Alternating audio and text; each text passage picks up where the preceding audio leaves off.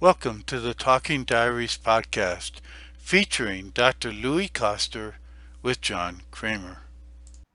In my day to day existence, most of what I experience is what I would call the storm of thinking. It just thinks that, you know, it's just one thought after another.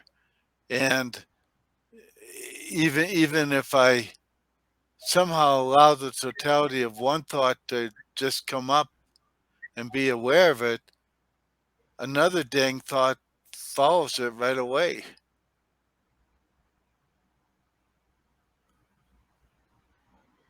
So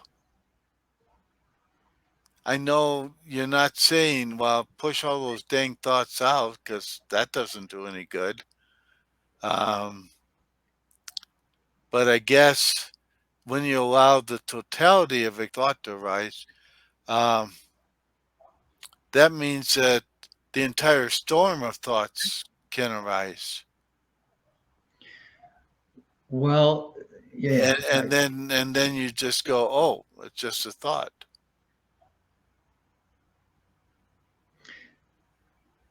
you see this idea that if you were to allow for it, that then you get more of it, is just the mind speaking. And so, what happens in reality, and you can only find this out through your own experience. And so, it requires that is an act of courage because it is so counterintuitive that when you have the courage to allow for the totality of what is happening in your consciousness or what is arising as your thoughts, so to speak, that inevitably it leads you to a place where you become aware of being conscious. That is what makes all the difference because it is the engagement with the thinking that keeps it going. And that is interrupted when you allow for it. You are no longer engaging with all these thoughts, or when there is a thought that is arising, you are then no longer giving that your attention.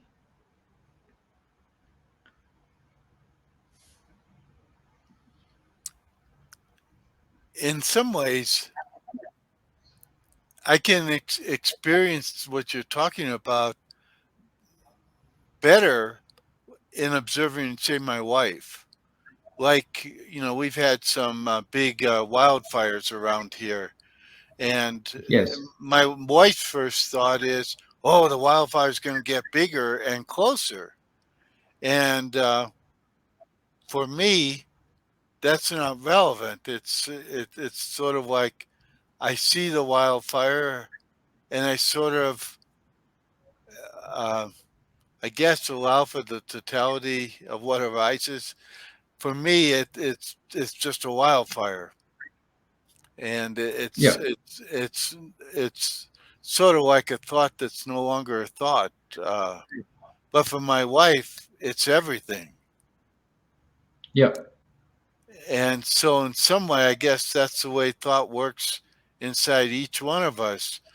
Um, there's one part of our mind that's sort of like my wife, and the thought gets bigger and bigger and closer, and it becomes more and more of a problem then.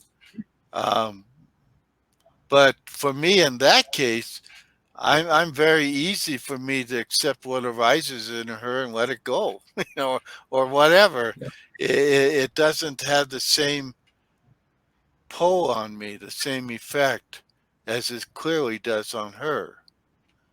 But Yes. I guess in some ways, that's sort of what happens when you allow the totality of what arises to arise.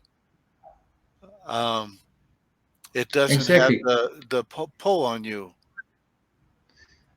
So while you were speaking, I got to realize in what you said is that when you allow for, so let's say the thinking that speculates on the bushfire or whatever it is, that when you allow for the totality of it, there will come a point that you stop taking the thinking for reality.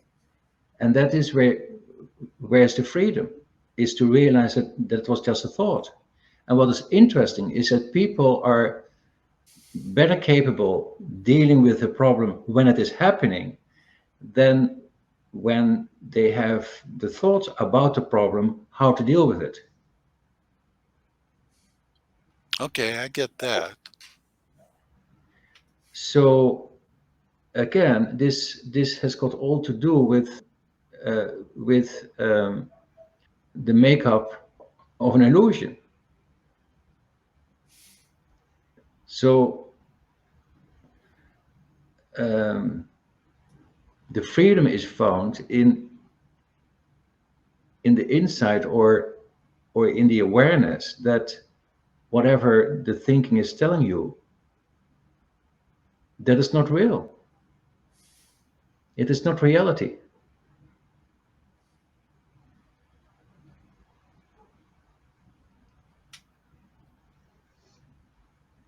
But when you're in the midst of it and you're not allowing it to just arise, then it's very sticky.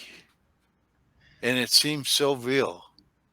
Yeah, exactly. Yeah, yeah. Not only sticky, it is stressful. It is for some people it can cause anxiety, and you're mobilized. You are not participating in life fully.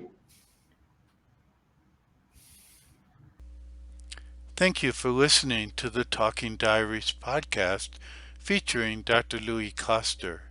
For more information, check out louiskoster.com/Talking Diaries and subscribe to the Talking Diaries YouTube channel. Also, check out louiskoster.com/quiz and take the free quiz to discover more about yourself.